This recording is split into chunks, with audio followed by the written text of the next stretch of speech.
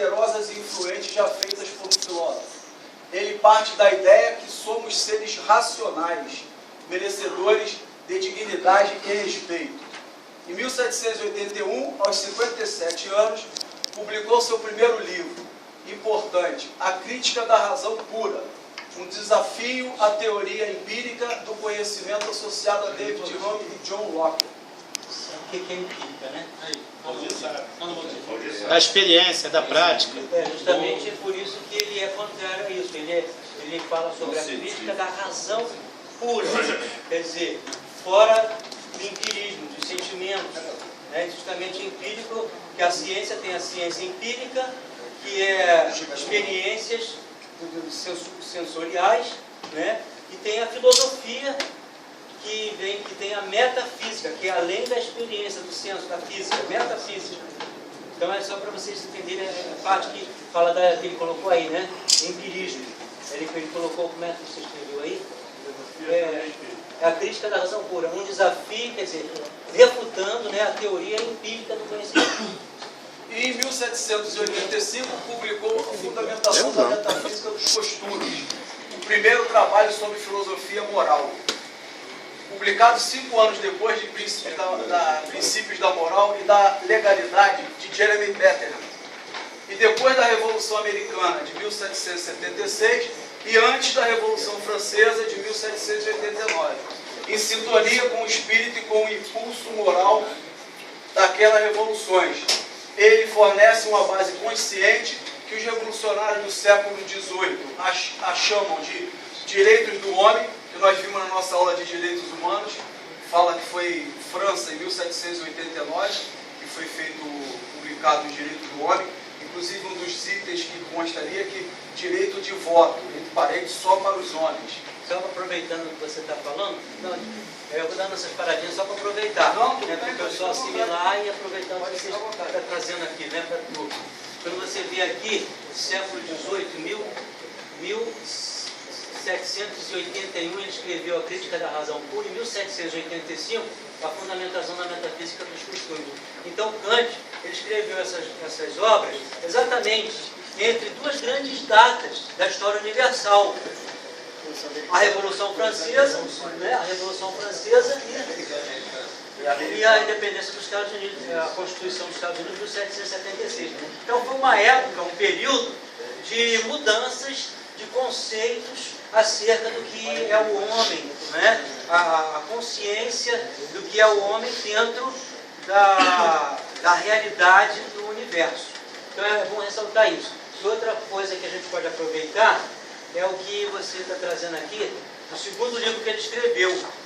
Conforme o próprio título do livro está aí para vocês lerem, o próprio título do livro, dá para a gente ver que linha, de qual filósofo antigo que ele segue. Qual é o filósofo antigo que ele segue?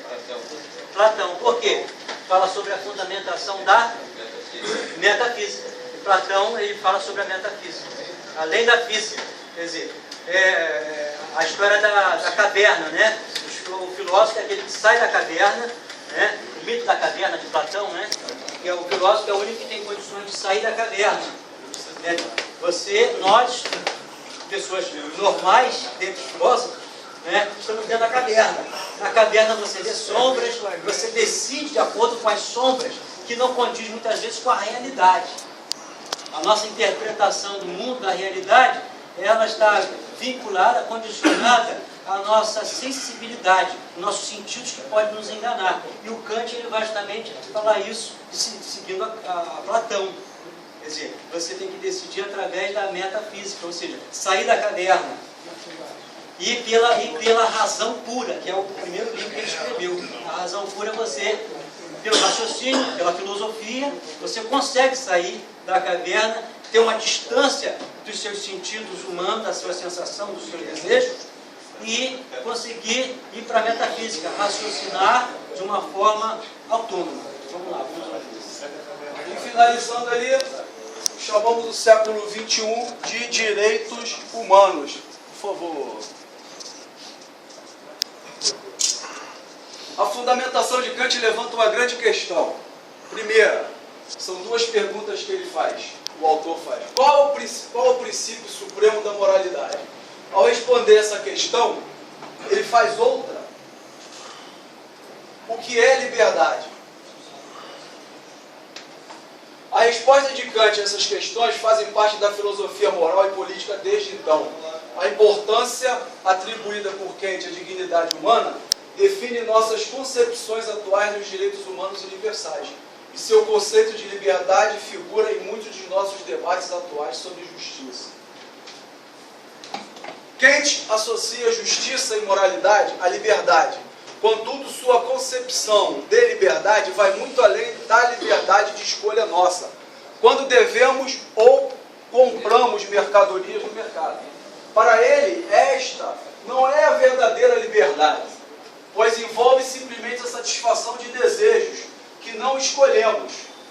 A moralidade não deve ser baseada apenas em considerações empíricas tais como interesses, vontades, desejos e preferências que possamos ter em determinado momento.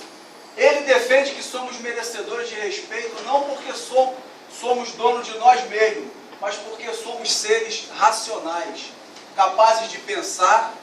Somos também seres autônomos, capazes de agir e escolher livremente, muito embora muitas vezes não agimos racionalmente ou fazemos escolhas com autonomia, que é um dos princípios dele, a pessoa ser autônoma nas suas escolhas. Mas estas capacidades nos distinguem como seres humanos e somos capazes também de sentir dor e prazer. Nossa capacidade de raciocinar está intimamente ligada à nossa capacidade de sermos livres. Juntas, nos tornamos únicos e nos distinguimos da existência meramente animal. Para entender a filosofia moral do Kant, precisamos saber o que ele entende por liberdade. Nós definimos muitas das vezes liberdade como sendo a ausência de obstáculos, para nós podermos andar na nossa vida de um modo geral. Para fazermos o que quisermos, mas Kant discorda, pois ele tem uma definição mais estrita e rigorosa de liberdade. Para melhor entendermos sua ideia de liberdade, temos que ver o seguinte exemplo. Há alguns anos, o refrigerante Sprite tinha uma propaganda na mídia que dizia: obedeça a sua sede, beba Sprite. Isso aí já é aula de administração e planejamento também, que já era importante. Quando pego uma lata de Sprite ou outro refrigerante, estou agindo por obediência e não por liberdade. Estou atendendo a um desejo que não escolhi ter. Estou obedecendo a minha sede. Então você não está tendo autonomia, que é segundo ele pensava. Para Kant, se o desejo seja biologicamente determinado ou sociologicamente condicionado, ele não é verdadeiramente livre. Para se agir livremente, deve-se agir com autonomia. E agir com autonomia é agir de acordo com a lei que imponho a mim mesmo, e não pelos ditames de natureza ou de convenções sociais. Os ditames da natureza, os ditames das condições sociais, geralmente, quais são as condições sociais? As condições sociais, elas ditam para nós o que é bom, o que é gostoso, né? O que é bom a roupa. Então, são os ditames da sociedade.